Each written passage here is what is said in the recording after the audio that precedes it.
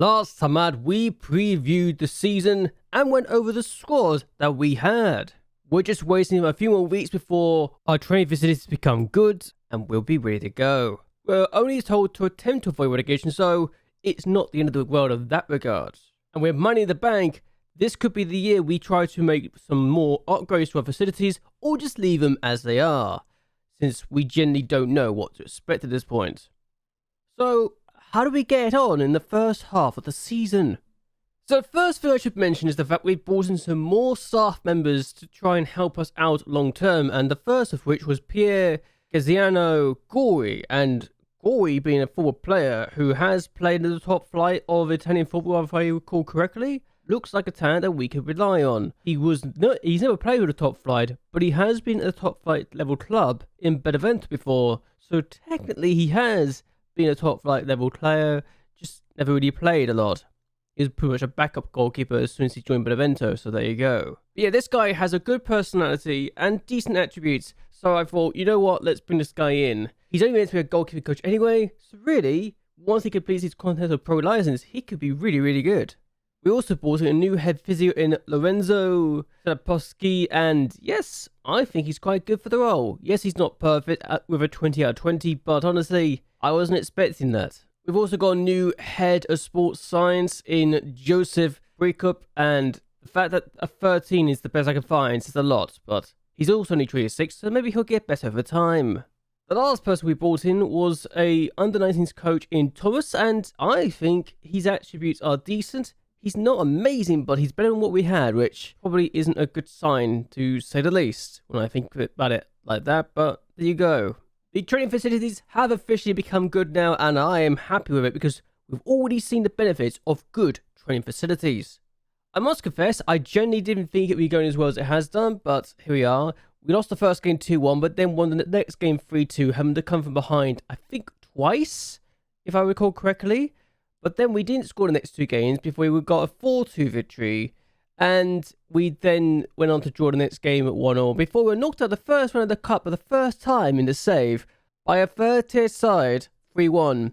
I rotated the squad and it made me pay, honestly.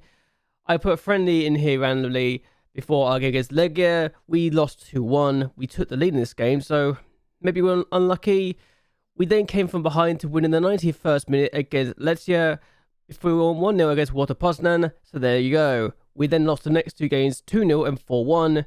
We threw another friendly in there to try and help with the momentum. We then lost 3-2 in the next league game, having been 2-0 up.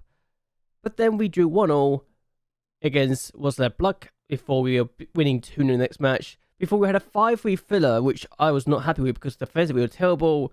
But we then lost the next game 1-0 before we went on an unbeaten run for the next 5 matches, drawing 0-0, 2-2, winning 1-0, winning 3-1, and then drawing 2-2 against Lechia Poznan, meaning that we've taken a point off Lechia Poznan for the last 3 seasons at some point. And now, suddenly, we look quite good in the league, because it's been a happy day. There's also one game I really want to talk about, so let me show you this crazy 5 minutes I experienced in probably the maddest game where we won a match despite being down to 9 men. So this is the game against Brutbet, and you could see what I'm talking about right now. I'm going to show you each and every highlight because it's ridiculous how the turn of events happened. So, we first had a penalty, which I trusted Demi to take because he's been scoring these in the past, but it was saved in the 55th minute of the game.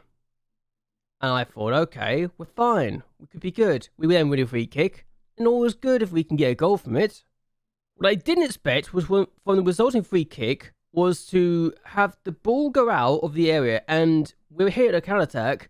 I did not think my right back on the left-hand side to do that. A 2-footed lunge from behind gets a sent-off. Then, in the 58th minute of the game, Mr. Krull plays his ball through to Kawalski. I don't know how he gets there first or why the defender makes a mistake, but we score, so it's 1-0. Then in the 60th minute of the game, still within the first 5 minutes of each other, we get a second red card because of our midfielder who is about to do a stupid lunge. And yes, that lunge. I don't know what he's thinking, but we're down to 9 men because of 2 stupid tackles within 5 minutes of each other, and I end up the game in this formation. Just gonna say here now, I've never had anything like it. I've never been down to 9 men and still managed to win, but I just went very defensive with my formation, and I just hoped for the absolute best, hoping to all hell I was not about to lose a game, because my 2 youngsters, who are 18 and 23, got themselves sent off for cynical tackles. And we won. So there you go. In the league, though, we're doing much better this year. This time last year, we had just 20 points and we're just above the relegation zone. This year, we got 30 points and are just, well, we're 11 points to the relegation zone, but we're also 8 points away from European football. I forgot to mention this, didn't I? We found ourselves getting a new coefficients, and we're up to 14th place, where we've gained 5 European spots. So happy days. But either way, we're up to 6th place, we're doing okay, and I think we're doing our best we could, really.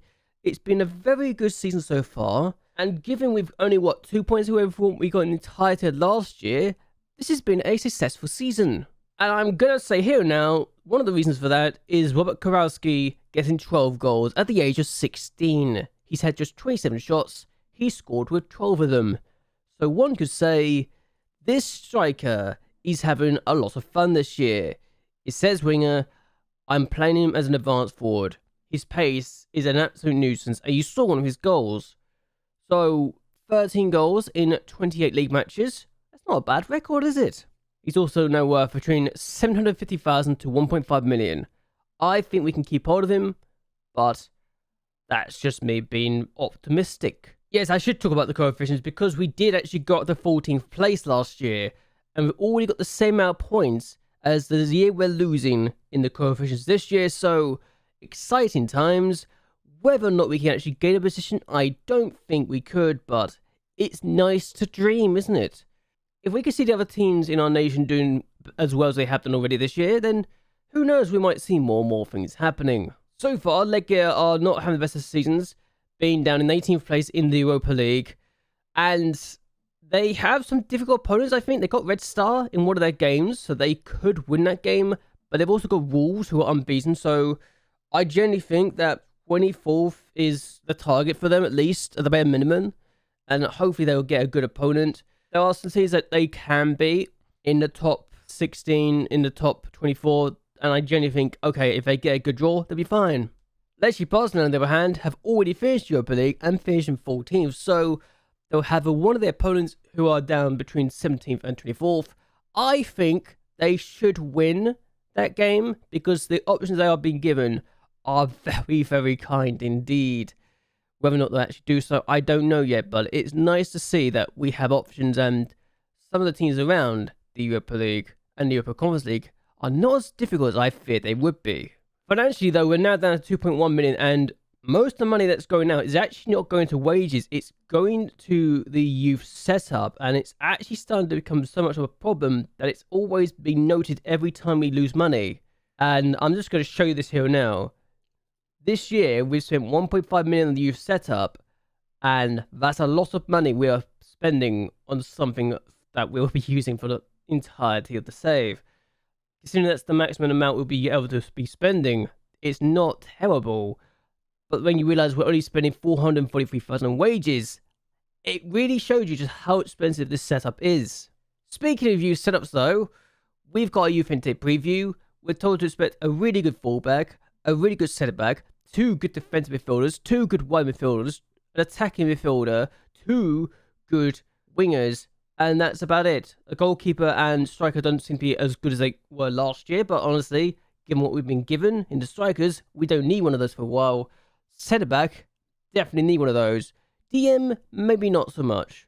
Same with the fullbacks, but wingers and wide midfielders, I'll take that any day of the week. But that's a good sign. What also is a good sign is how many young players are starting to become good enough to be first team candidates, and I might just throw some of these players in sooner rather than later because we've got options now, and it's a wonderful, wonderful time. What I'm going to do though is end this here. I hope you guys have enjoyed yourselves. I hope you guys like and share this video, and that you subscribe to the channel. It really does help me out a lot. Do you think we can crack the top 5 this year, or do you think 6th place is the best we can aim for? I want to hear your thoughts and opinions on that down below. Anyway, until next time, goodbye and well, good night.